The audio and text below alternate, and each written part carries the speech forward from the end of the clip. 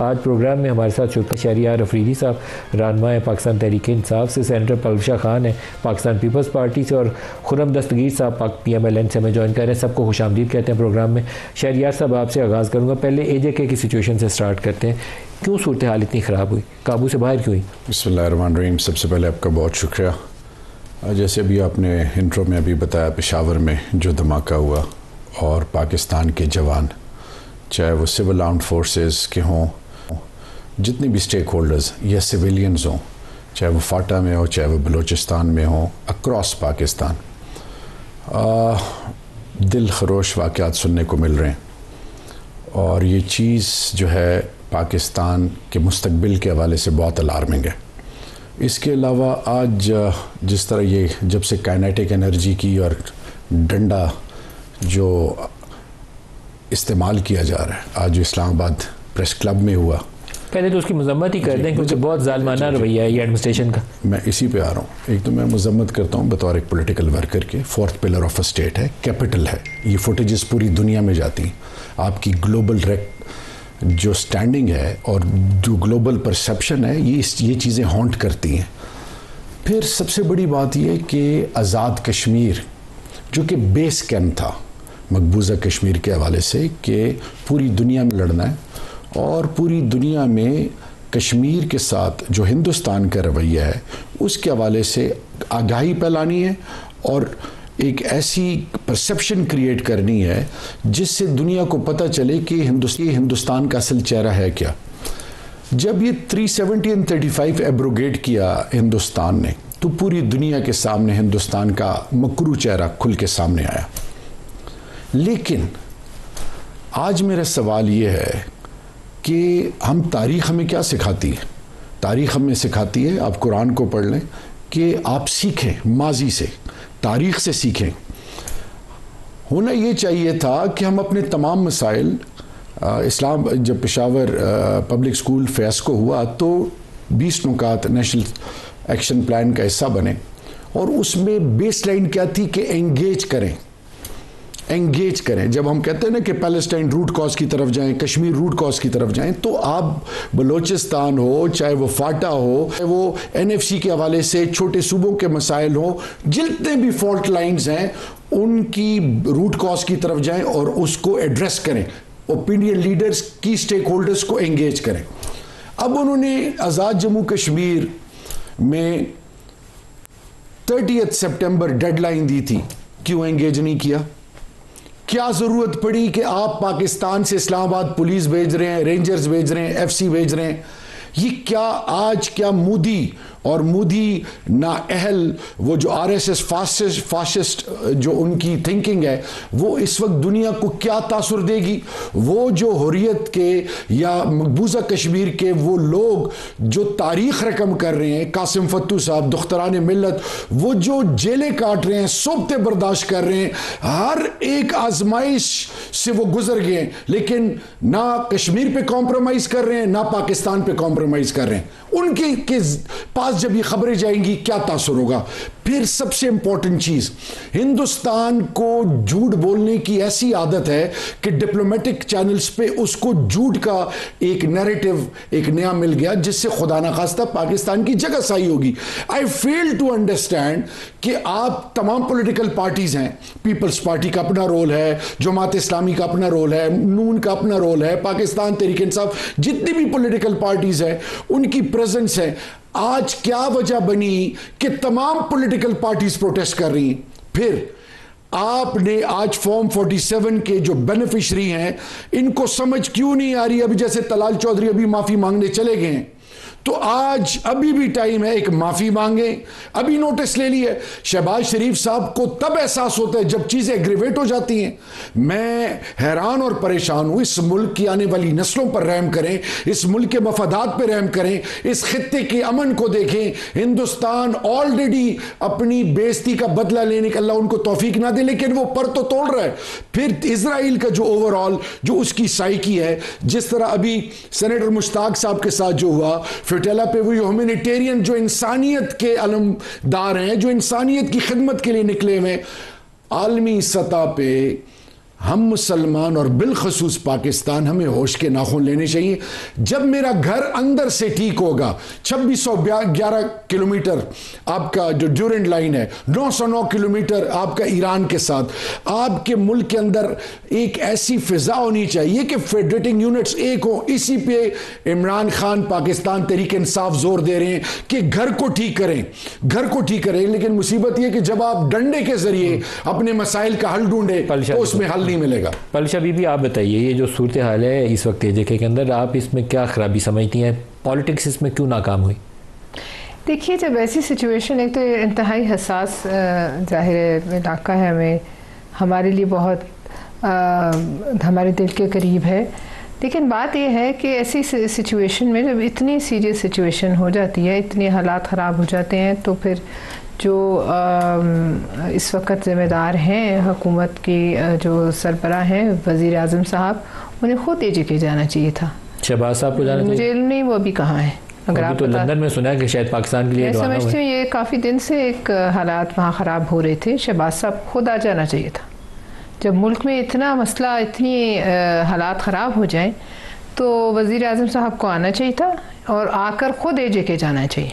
आज अभी कायरा साहब को, इतने हालात खराब होने लोगों को भेजा गया, एहसन इकबाल को भेजा गया, लेकिन ये काम 30 तारीख से पहले भी हो सकता था। देखिए, मैं कह रही हूँ कि अब आपकी कुछ चीज़ें ऐसी हैं जिनको आप ऐसे इस तरह हल नहीं कर सकते और ना इतना छोड़ सकते हैं।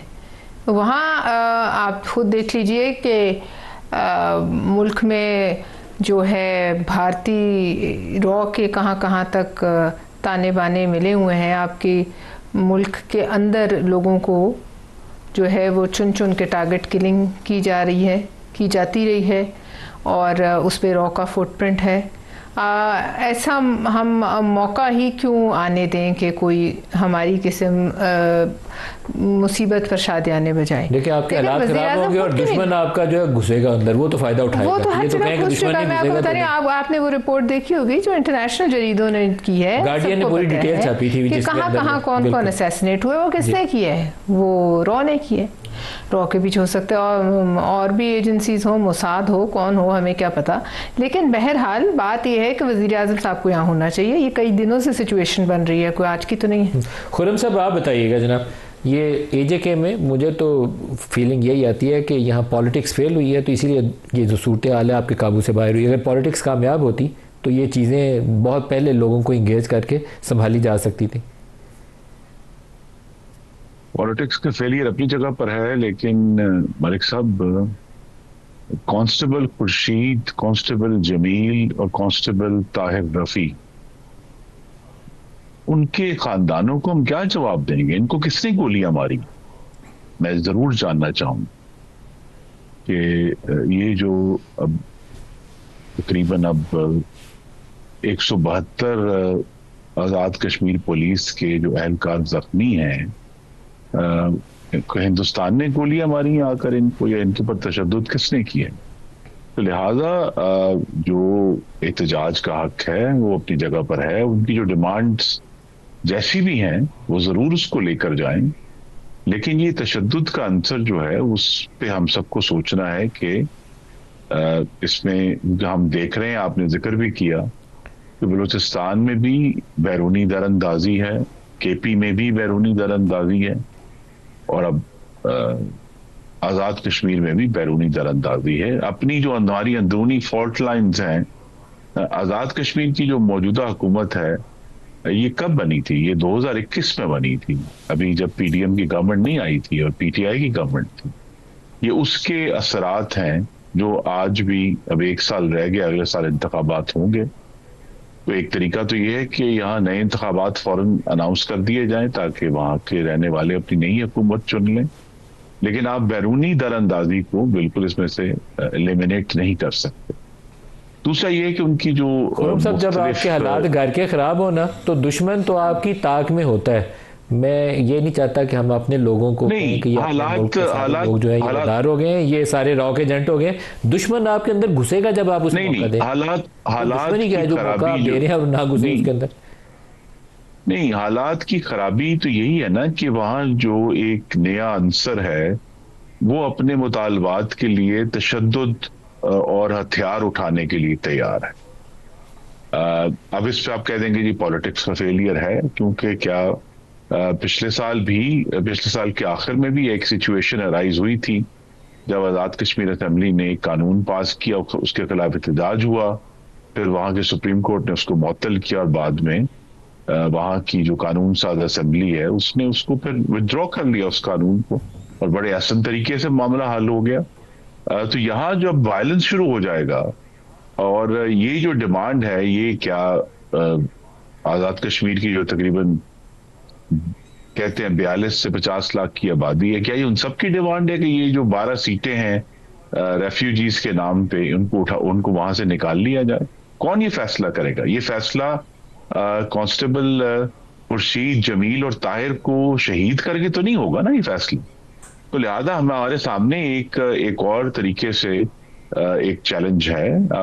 आज भी आपको मालूम है कि पूरी एक हुकूमती जो कोalition है, जिसमें पाकिस्तान पीपल्स पार्टी और पाकिस्तान मुस्लिम लीग नून और गालिबन जमीयत अहले हदीस के MQM के भी साहिबान मौजूद थे, उन्होंने जाकर बात सुनी है। हम तो बात सुनने के लिए तैयार हैं अगर बात पुरअमन तरीके से हो, लेकिन अगर ये होगा कि जी 174 पुलिस वालों को आप जख्मी करके कहेंगे कि नहीं हम तो हमारी डिमांड्स हैं इनको पूरा किया जाए, बाज़ डिमांड्स तो बड़ी आसानी से पूरी हो सकती हैं, लेकिन ये डिमांड्स हमें तरीकेकार भी तो जमहूरियत का सीखना है ना, कि अगर ये डिमांड्स हैं तो ये डिमांड्स मुजफ्फराबाद में जाकर क्यों नहीं की गई? ये हर जगह पे मुख्तलिफ जिलों में, रावलाकोट में और बाग में दुकानें बंद करवा के जबरदस्ती किस तरह ये डिमांड की गई? और पॉलिटिक्स का फेलियर है तो हमें ये भी मालूम है। नाकामी नहीं कहते आप इसको, अपने निज़ाम की नाकामी नहीं कहते, मेरा ख्याल है ये मुकम्मल तौर पर नहीं, हमारे निज़ाम की, हमारे निज़ाम नहीं रहा, उसकी जो सूरत हाल है केपी पूरा जो है वो सेटल्ड हो गया, निज़ाम की इनएफिशिएंसी है। देखिए इसमें कोई शक नहीं है कि निज़ाम की इनएफिशिएंसी है।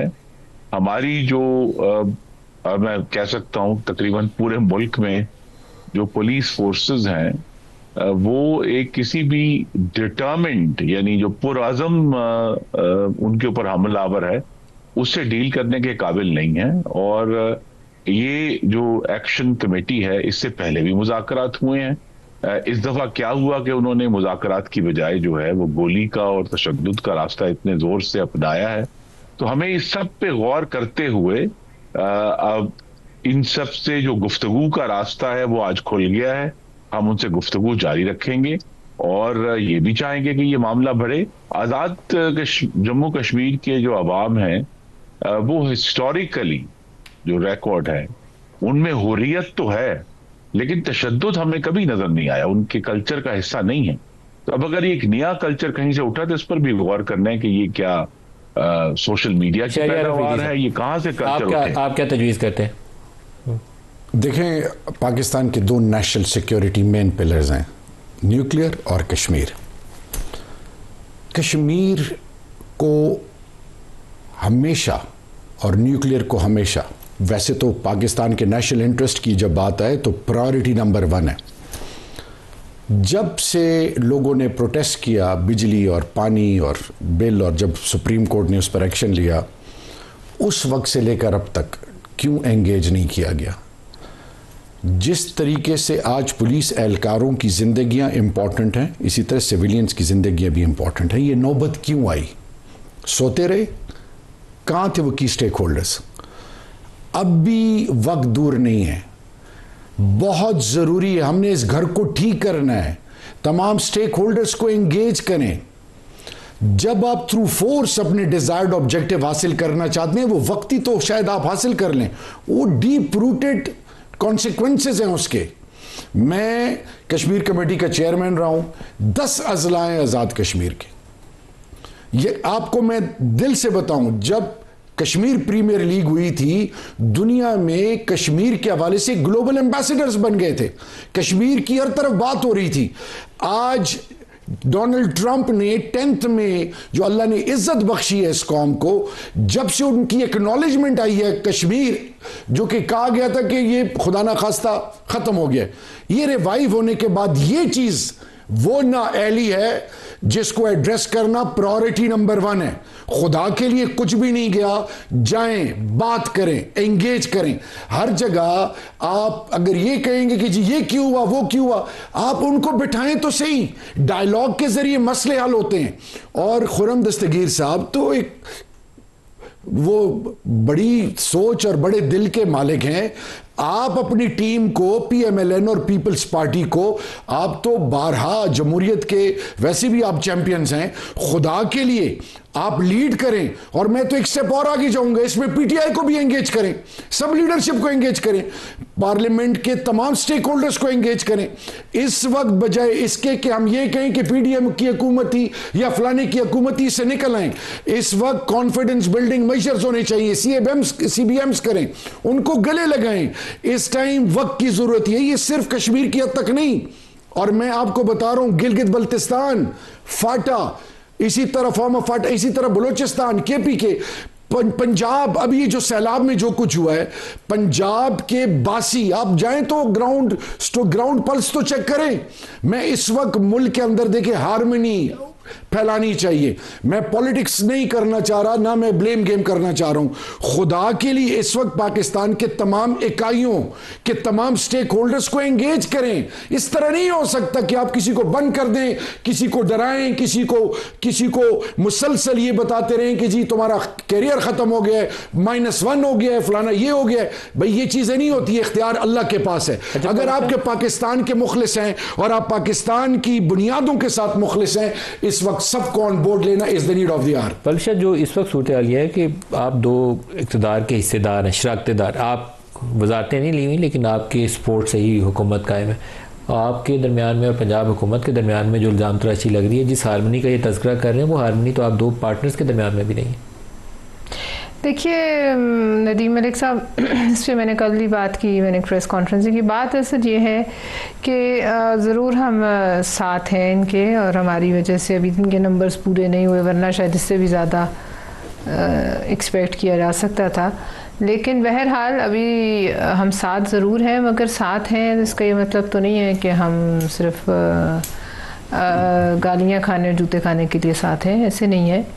और जो अब मुझे इल्म नहीं, अगर पंजाब हुकूमत अपने बड़ों से पूछे, आपको याद होगा 2008 में जब मोहतरमा शहीद हुई तो मियाँ साहब तो इलेक्शन छोड़ के जा रहे थे अचकज़ई साहब वगैरह के साथ, याद है आपको? तब भी अपना पर्सनल लॉस बर्दाश्त करते हुए जरदारी साहब उन्हें वापस आए। फिर 14 में जरदारी साहब सीधा गए ही, वहाँ उतरे ही जाती उम्रा। अब बात दरअसल ये, हम किस किस्म की सोच को प्रमोट कर रहे हैं, ये हम सोच, अब मैं ये कहूँ कि आप जो है कश्मीर के मामले पे हम कश्मीर से ताल्लुक़ नहीं रखते, हाँ हम बात नहीं कर सकते, क्यों? हम पाकिस्तानी नहीं हैं। ये वफाक तो सब इकाइयों को मिला के ही बना है ना। तो क्या अगर मैं आज कहूँ कि खुर्रम दस्तगीर साहब ने अपनी वजारत के होते हुए कोई दौरान कोई गलत फैसले लिए, मैं इनकी किसी पॉलिसी से डिसएग्री करूँ, तो क्या आप पंजाब पे चढ़ दौड़ेंगे? ये Punjab is not one party. Punjab ना पीएमएलएन है, ना पंजाब पीटीआई है, ना पंजाब कोई और पार्टी है। इसी तरह सिंध जो है वो ना पीपीपी है, ना सिंध पीटीआई है, ना सिंध मुस्लिम लीग नून है। इसी तरह किसी पार्टी का किसी सूबे पे कोई इजारादारी नहीं है। ये पंजाब आज से हज़ारों साल पहले भी कायम था, इस पे हज़ारों हुक्मरान आए और चले गए, जिन्होंने फतह किया वो भी चले गए। ये तो अब हमारा एक सिस्टम है ना डेमोक्रेटिक, जिसमें आज ये हुकूमत है, कल कोई। अब इसको पंजाब पे आपकी कारकर्दगी पे आप हमारी हमें तो कितनी तनकीद होती थी, आपको याद है हमारी, हमें तो इस हिसाब से तो लोगों को टुकड़े कर देना चाहिए था, जिस तरह से हमारी हुकूमतों पे तनकीद होती रही। लेकिन हुकूमत पे तनकीद होती है, इसमें क्या बुराई है?